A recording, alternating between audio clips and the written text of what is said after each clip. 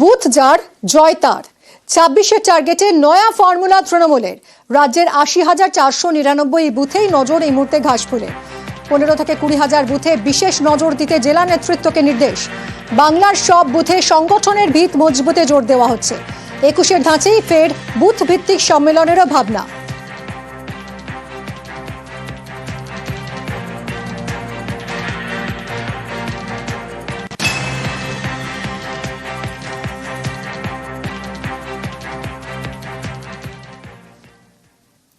অন্যদিকে কোচবিহারে কোণঠাসা পদ্ম। মণ্ডল সভাপতি ঘোষণায় সমস্যা বিজেপির। 43 মণ্ডলের মধ্যে সভাপতিহীন 18 মণ্ডল। জেলার অধিকাংশ বুথ কমিটি তৈরি হয়নি। ভোটের আগে কোচবিহারে ব্যাকফুটে পদ্ম। শুভঙ্কর আমাদের প্রতিনিধির সঙ্গে কথা বলবো। শুভঙ্কর, এই যে 43টা মণ্ডলের মধ্যে সভাপতিহীন রয়েছে 18 মণ্ডল এবং প্রায় প্রত্যেক জেলাতেই দেখা যায় নির্বাচনের পর মণ্ডল সভাপতি হোক, ব্লক সভাপতি হোক, তারপরে বিজেপির অন্তর্কোন্দল সামনে চলে আসে। এটা কতটা অস্বস্তির বিজেপির জন্য, বঙ্গ বিজেপির কাছে? আমি তোমাকে জানিয়ে রাখি, দেখো, কোচবিহারে বিজেপির সংগঠন ভালোই ছিল, কিন্তু গত লোকসভা নির্বাচনে কোচবিহার লোকসভা কেন্দ্রে তৃণমূল জয়ী হয়, বিজেপি পরাজিত হয়। এরপর থেকেই কিন্তু সংগঠনের ধস নামে। বিজেপির দখলে থাকা বিভিন্ন গ্রাম পঞ্চায়েত দখল করে নেয় তৃণমূল সদস্য প্রধান সকলেই, গ্রাম পঞ্চায়েতের পঞ্চায়েত সদস্য প্রধান সকলেই তৃণমূলে যোগ দেয়। পাশাপাশি যারা বিজেপিতে ছিল তারাও অনেকটা নিষ্ক্রিয় হয়ে ফেলে। এর ফলে বিজেপি যখন বুথ কমিটি এবং মণ্ডল কমিটি গড়তে যায়, সেক্ষেত্রে তারা বাধাপ্রাপ্ত হয়, তাদের চরম সমস্যার মুখে পড়তে হয়। অনেকেই পার্টির সদস্যপদ নবীকরণ করেনি, পার্টির মধ্যে অধিকার বুথে যেমন বুথ কমিটি করতে পারেনি, পাশাপাশি মণ্ডল কমিটি করার ক্ষেত্রেও সমস্যা দেখা দেয়। 43টি মণ্ডল কমিটির মধ্যে শুধুমাত্র 25টি মণ্ডল কমিটিতে তারা কমিটি করতে পেরেছে এবং সভাপতি নির্বাচন করেছে। বাকি 18টি মণ্ডল কমিটি কিন্তু এখনো তৈরি হয়নি। ফলে ইতিমধ্যেই জেলায় সভাপতি জেলা সভাপতি পরিবর্তন হয়েছে এবং আগামী অনেক ধন্যবাদ। যেহেতু সাংগঠনিক কাজ আমাদের দীর্ঘদিন ধরেই চলছে, যে আমাদের মেম্বারশিপের কাজ হয়ে গেল, মেম্বারশিপের কাজ হওয়ার পরে আমাদের মন্ডল সভাপতি 25 জন অলরেডি হয়ে গেছে, 18 জন বাকি আছে। এখন জেলা প্রেসিডেন্ট ঘোষণা হয়ে গেছে। এখন আমরা যতটা পারি তাড়াতাড়ি আমরা সাংগঠনিক আমাদের যে মন্ডল যেগুলো বাকি আছে সেই মন্ডলগুলো আমরা ঘোষণা করে কমিটি তৈরি করার প্রয়াস আমরা চালাবো।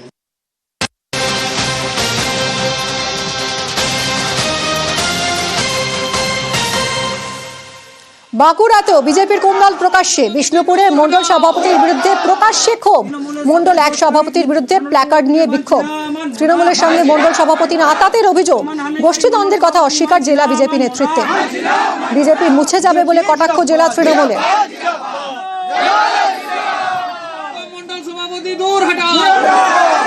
দেবব্রত আমাদের প্রতিনিধির সঙ্গে কথা বলবো। দেবব্রত, বাঁকুড়া বিষ্ণুপুরেও বিজেপির কুণ্ডল প্রকাশ্যে, কি বলছে জেলা নেতৃত্ব? একদমই, দেখো, বিষ্ণুপুর সাংগঠনিক জেলায় যেন বিজেপির গোষ্ঠীদ্বন্দ্ব কিছুতেই পিছু ছাড়ছে না। বারংবার তাদের এই গোষ্ঠীদ্বন্দ্ব প্রকাশ্যে চলে আসছে, যদিও জেলা নেতৃত্ব এই বিষয়টি মানতে নারাজ। তারা জানাচ্ছে বিজেপির কোনো গোষ্ঠীদ্বন্দ্ব নেই।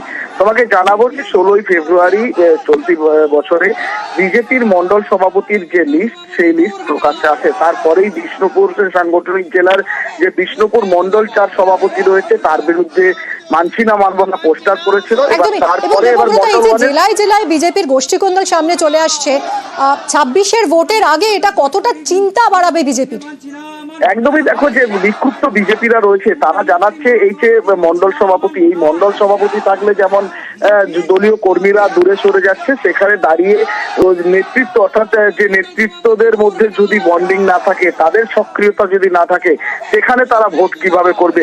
অর্থাৎ 26-এর যে নির্বাচন রয়েছে তাতে যে বিজেপি অনেকটাই ব্যাক ফুটে যাবে এই গোষ্ঠীদ্বন্দ্বের জন্য, তা কিন্তু রাজনৈতিক মহল মনে করছে। কারণ এইভাবে বিজেপির যে মণ্ডল সভাপতি, 1 নম্বর মণ্ডল সভাপতি রয়েছে, তার বুথে দাঁড়িয়ে বিজেপির অপর গোষ্ঠী বিক্ষোভ করছে এবং প্রকাশ্য সমাবেশ অর্থাৎ বৈঠক করে বিক্ষোভ করছে এবং তার পদত্যাগের দাবি জানাচ্ছে। তারা জানাচ্ছে যে নির্বাচন প্রক্রিয়া করে মণ্ডল সভাপতি করেছে, সেখানেও গোলযোগ হয়েছে। অর্থাৎ বিষয়টি জেলা নেতৃত্ব এবং রাজ্য নেতৃত্বকে দেখার দাবি জানাচ্ছে। অনেক ধন্যবাদ দেবব্রত।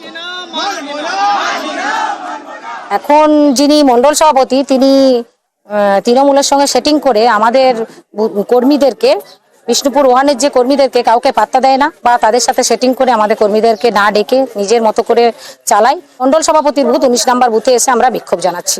আমরা এই অযোগ্য মন্ডল সভাপতিকে মানছি না। দলের এত ক্ষতি হচ্ছে, প্রতিটি বুথ আমরা হারছি, বা আগামী 26-এও আমরা কিন্তু হারবো উনি থাকলে। জানি না, আমাদেরকে না জানিয়ে বা দলের কাউকে না জানিয়ে কিভাবে মন্ডল সভাপতি আবার হয়েছে এটা আমাদের জানা নেই। এর মধ্যে অনেক জল ঢালা হয়েছে, না স্বচ্ছ প্রক্রিয়ায় ভোট হয়নি। আমরা এই মন্ডল সভাপতিকে মানবো না। পার্টির কিছুদিন আগে সংগঠন পর্ব অভিযান চলেছিল, সেখানে পার্টির যারা অ্যাক্টিভ কার্যকর্তা তারা ভোট দিয়ে আমাকে মণ্ডল সভাপতি নির্বাচন করেছিল, আমি কিন্তু তাদের ভোটেই নির্বাচিত হয়েছি।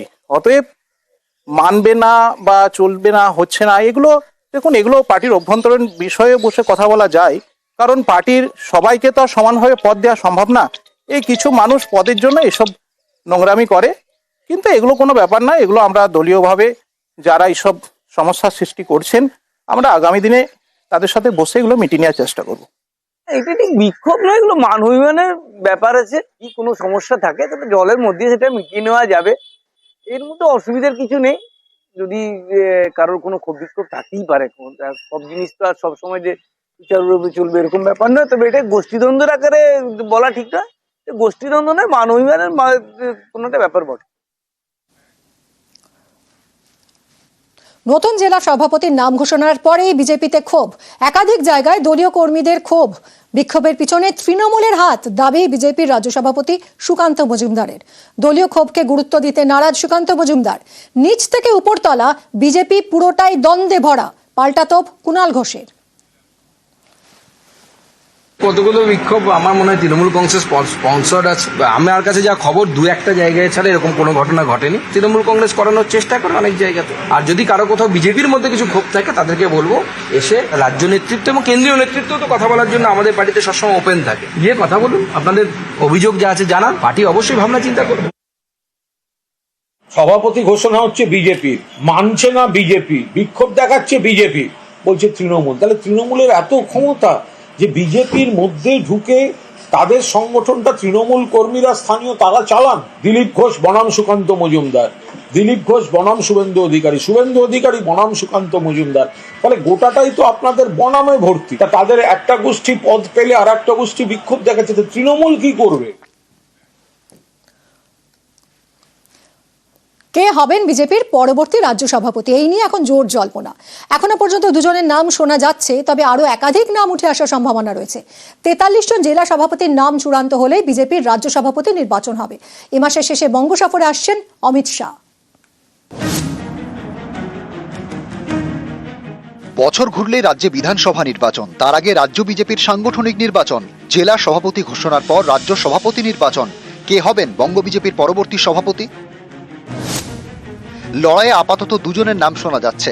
বর্তমান রাজ্য সভাপতি সুকান্ত মজুমদার, পুরুলিয়ার সাংসদ জ্যোতির্ময় সিং মাহাতো। এছাড়াও একাধিক নাম উঠে আসার সম্ভাবনা। বিজেপির রাজ্য সভাপতি নির্বাচনে সব জেলা সভাপতির ভোট মাস্ট, এটাই নিয়ম। এ রাজ্যে বিজেপি 43টি সাংগঠনিক জেলা। 43 জন জেলা সভাপতির নাম চূড়ান্ত হলেই বিজেপি রাজ্য সভাপতি নির্বাচন হবে। সম্প্রতি 25 জেলা সভাপতির নাম ঘোষণা করেছে বঙ্গ বিজেপি। নিয়ম অনুযায়ী 22 জন জেলা সভাপতির নাম ঘোষণা হলেই রাজ্য সভাপতি নির্বাচনের প্রস্তুতি শুরু করা যায়। সেই অনুযায়ী এগোচ্ছে বঙ্গ বিজেপি। 25টি জেলা সভাপতি ঘোষণা হয়ে গেছে। আমাদের সংবিধান, সেই সংবিধান অনুসারে এটা 50%-এর বেশি, অতএব পশ্চিমবঙ্গ নির্বাচিত রাজ্য সভাপতি পেতে পারে। রাজ্য সভাপতি এই প্রক্রিয়াতে কেন্দ্রীয় নেতৃত্বের সিদ্ধান্তের উপর নির্ভর করে, উপর থেকে নির্দেশ এলেই নমিনেশন হবে। রবিবার সল্টলেকের অফিসে বৈঠক করে রাজ্য বিজেপি নেতৃত্ব। জেলা সভাপতি পদে পুরনো সৈনিকদের গুরুত্ব দেওয়ার পক্ষে অনেকে সওয়াল করেন, কিন্তু রাজ্য সভাপতি নির্বাচনের ক্ষেত্রে কোন কোন বিষয় ফ্যাক্টর হবে? ভোটমুখী বাংলায় কে হবেন বিজেপির ক্যাপ্টেন? ক্যাপ্টেন পরিবর্তন হয়, কখনো পরিবর্তন হয় না, কখনো ক্যাপ্টেন 2টো টার্ম করে, কিন্তু কাজ একই থাকে, কাজ কোনো পরিবর্তন হয়। আমরা বিভিন্ন প্রপোজাল বানিয়ে কি ধরনের বৈঠক উনি করবেন তা আমরা পাঠালাম। উনি 29 তারিখ রাত্রিবেলা কলকাতায় নামবেন, 30 তারিখ আমাদেরকে সময় দেবেন, একদিন। হ্যাঁ, পুরো সাংগঠনিক। সুস্মিতা মণ্ডল, নিউজ 18 বাংলা।